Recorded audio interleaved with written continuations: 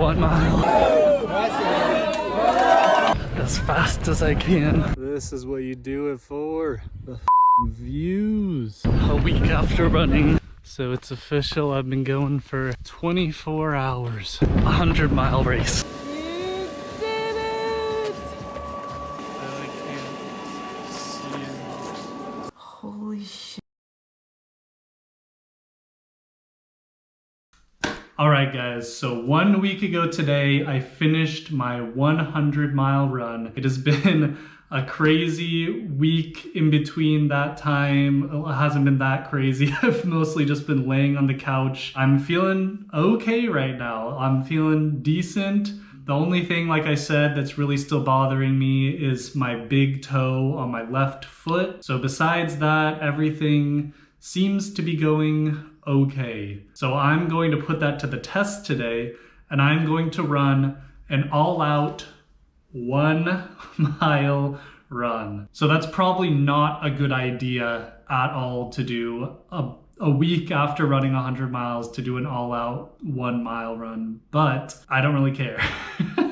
I obviously do not give a crap about my body, or else I wouldn't be doing this. So I'm just going to run on the promenade 1 mile, see how fast I can do it 1 week after finishing 100 miles, and let's see how it goes. All right, guys, let's do it.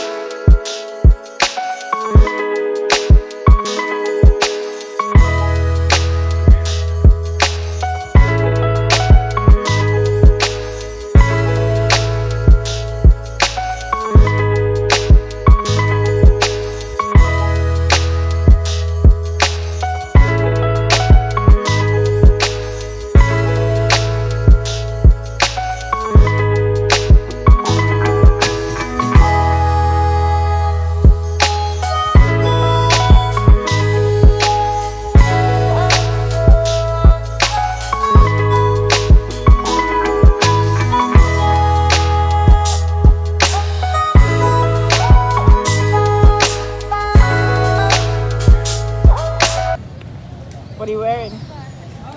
Free t-shirt. I want a free t-shirt. Alright, you ready? Here we go. Wait!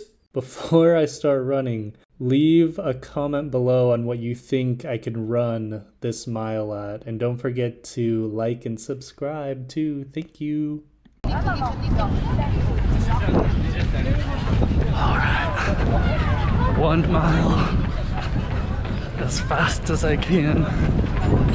A week after running 100-mile race. We'll see how this goes. Gonna try to pace it pretty easy in the beginning, and then turn around at half a mile and go back to the giant metal statue and then finish. So like I said at the beginning of this video, I'm going to be doing this mile all out as fast as I can 1 week after finishing my 100-mile race. So the reason that I chose to do this mile on the Promenade des Anglais is because it's just so flat and so runnable and so nice. But one of the downsides is there's always quite a few people on here. So you're always weaving your way in and out between everyone. Let's see how far we are. Okay, 0.15. I'm already feeling it. So as you can tell, I am struggling a little bit more than I thought I would be 0.15 into this mile. But I do just want to say that I do have a PR in the mile of 4:59. So that was back in high school. I have not ran anywhere close to that since then, but here we are trying our best. My arm is already getting tired. Here we go. More people. Keeping it going. Yeah, so holding the GoPro out in front of me for a mile was not something that I really thought of beforehand.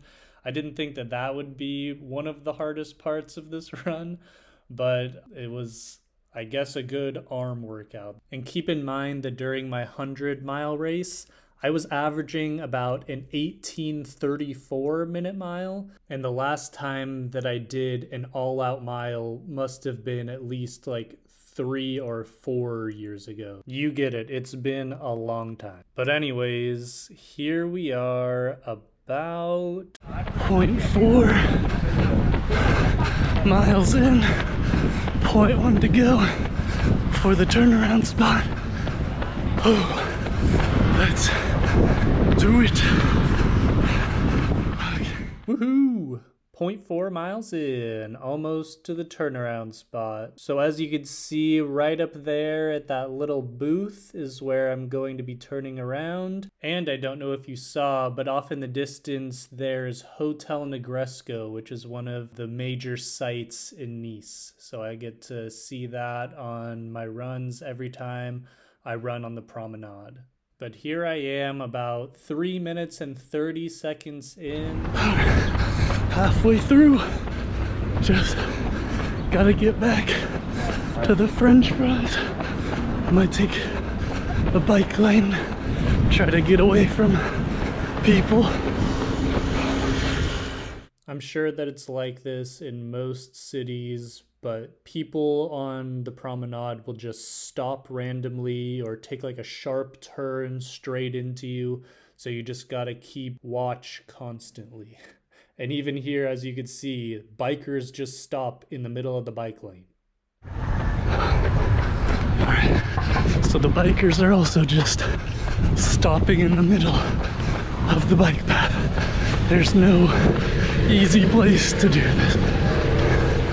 As you can tell, I get very complainy whenever I'm in a lot of pain. But anyways, the training that I did for my 100-mile race was from a book called Training for the Uphill Athlete, and it's by Steve House, Scott Johnston, and Killian Jornet.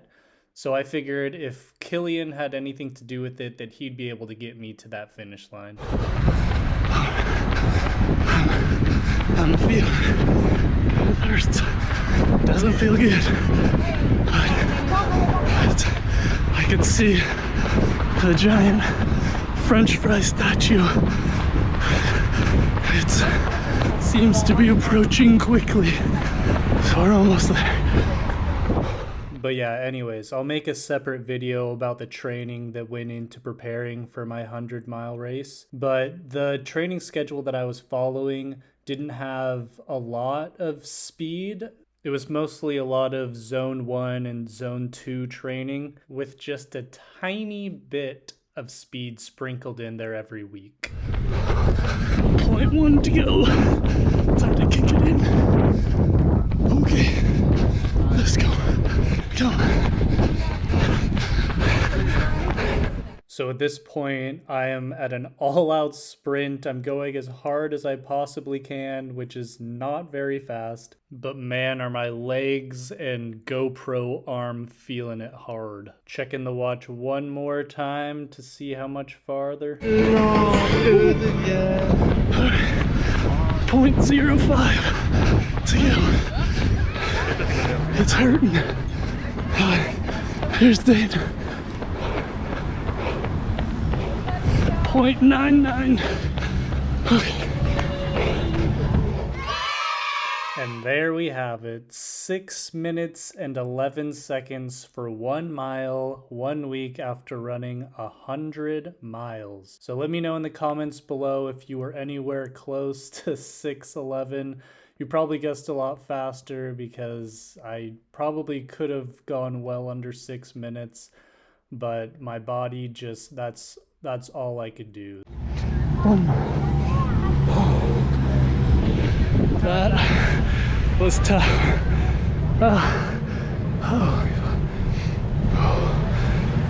My arm is cramping from holding up the camera. Oh man, did it.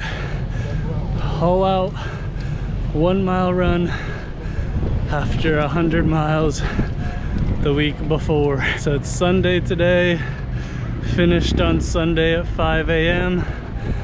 and I think that's about it. Hope you guys enjoyed the video. If you did, make sure to like and subscribe, leave a comment and what you think you could run a mile in after doing a 100-mile race. I'm exhausted. That's it. Bye-bye.